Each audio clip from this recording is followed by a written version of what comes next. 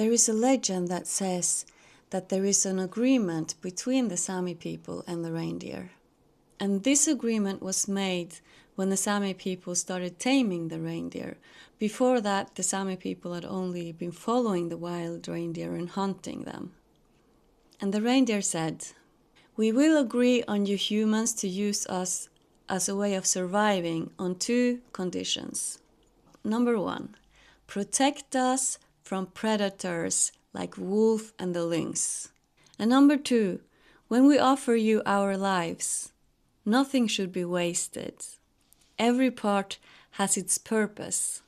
That is how the Sami people and the reindeer started working together. The reindeer herder protects the reindeer from predators in nature.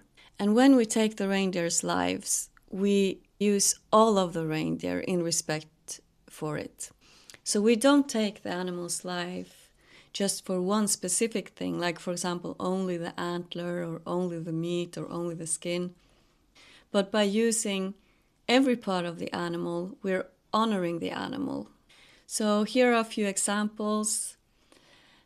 We use the skin, of course, for clothing, antlers for making handles for knives and buttons, and just handicrafts in general. We can use it for so many things. And the meat, of course, for food, the blood for making pancakes and sausages and so on, and intestines for making sausages. And we eat the head, the tongue, and the hooves. You could eat also part of the hoof, but you can use it also for making glue. And the tendons are used for making thread for sewing. So there isn't much of the reindeer that you can't use for something. But unfortunately, this way of using the whole animal is kind of like, it's not the only way to do it anymore.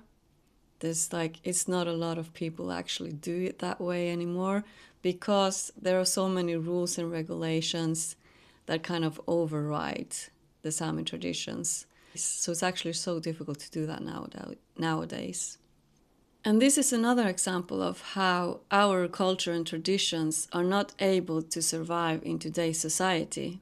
But the Sami people are not the only ones who are affected by these laws and regulations. Anyone who wants to keep animals in the old ways more sustainable and to actually honor the animal like in the same way, for example, sheep, they are not able to do it either. So it's not only the Sami people who are suffering under the new rules, the modern rules and regulations.